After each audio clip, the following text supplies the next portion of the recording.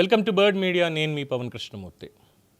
Title చూసిన తర్వాత మీరు బ్లంట్గా ఫస్ట్ ముందు నన్ను తిట్టి ఎన్నిసార్లు అడుగుతావు పవన్ ఇది అని అడుగుతారు. ఎన్నిసార్లు చెప్పాలి నీకు, చర్యలు ఉండవు, అంతా ఒకటే అన్నట్టుగా మాట్లాడతారు. I know that. కానీ చెప్పాల్సినటువంటి బాధ్యత నాకు ఉంది కాబట్టి దీని మీద మాట్లాడుకోవాలి ఏం జరిగిందని.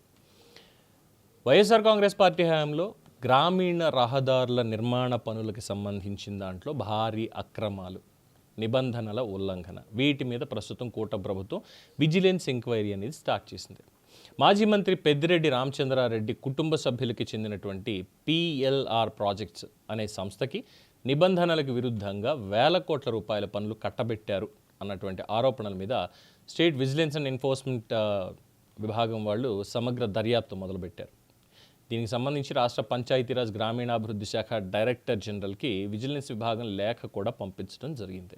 అయితే జగన్మోహన్ రెడ్డి గారి హయాంలో కేటాయించినటువంటి గ్రామీణ రోడ్ల పనుల్లో ఎక్కువ భాగం అంటే 1300 కాంట్రాక్ట్ ఉంటే 1000 కోట్ల కాంట్రాక్టు కేవలం పిఎల్ఆర్ అనే సంస్థకే దక్కాయి. అంటే పెద్దిరెడ్డి గారి సంస్థకి.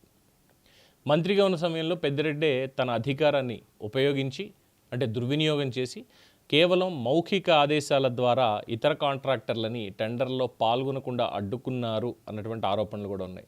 జిల్లాల్లో 21 ప్యాకేజీల కింద సుమారు 1300 కోట్ల నుంచి 1200 కోట్లు ఈ పనులు మంజూరైతే అందులో 1000 కోట్ల విలువైనటువంటి 1100 రోడ్ల పనులు ఒక పిఎల్ఆర్ సంస్థకి కట్టబెట్టారు అనేది సమాచారం. ఈ వ్యవహారం మీద గత నెలలో హైకోర్టు న్యాయవాది ప్రసాద్ ప్రభుత్వానికి ఫిర్యాదు చేసినప్పుడు నిబంధనల ప్రకారం టెండర్లు నిర్వహించలేదు అని, కేవలం ఒకే సంస్థకి లబ్ధి చేకూర్చేలాగా అధికారులు వ్యవహరించారు అన్నది ఆయన ఆరోపణ. ఇక ఇదే సమయంలో ఈ పనుల నాణ్యత మీద కూడా తీవ్రమైనటువంటి అనుమానాలు వ్యక్తం అవుతున్నాయి. కొన్ని చోట్ల రోడ్లు సరిగ్గా వేయకుండానే బిల్లులు కూడా డ్రా చేశారు అన్నటువంటి ఆరోపణలు వెలువెత్తాయి. దీంతో ప్రాథమిక ఆధారాలను పరిశీలించినటువంటి ప్రభుత్వం ప్రజాధనం దుర్వినియోగం జరిగింది అనే అనుమానంతో క్షేత్రస్థాయిలో విచారణకి ఆదేశించింది. విచారణలో భాగంగా పిఎల్ఆర్ సంస్థ కేటాయించినటువంటి పనుల ఫైళ్లు, టెండర్ ప్రక్రియని విజిలెన్స్ అధికారులు క్షుణ్ణంగా పరిశీలిస్తున్నారు. అప్పట్లో పనిచేసినటువంటి కొంతమంది పంచాయతీరాజ్ ఇంజనీర్లు పెద్దిరెడ్డి కుటుంబ సంస్థకు అనుకూలంగా వ్యవహరించినట్టుగా ప్రాథమికంగా గుర్తించినట్టుగా సమాచారం అందుతోంది. ఈ అక్రమాల్లో భాగస్వాములైన అధికారుల మీద కూడా కఠినమైనటువంటి చర్యలు తీసుకునేటువంటి అవకాశం ఉంది.